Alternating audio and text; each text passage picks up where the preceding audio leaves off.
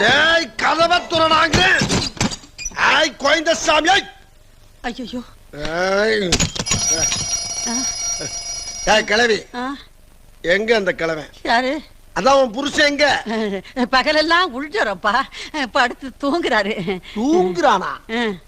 7 மணிக்கு அப்படி இல்லடா உனக்கு தூக்கம். என்னப்பா அது? அப்பாப்பா. அப்பனா? இவனா? நீ சாராயம் குடிக்கிறதுக்கும் கஞ்சா இழுக்கிறதுக்கும் எத்தனை நடுராத்திரி என்னை அடிச்சு எழுப்பி வேலை வாங்கியிருப்ப. இப்ப என்னையா உனக்கு 7 மணிக்கே தூக்கம் கேக்குது? கொய்யா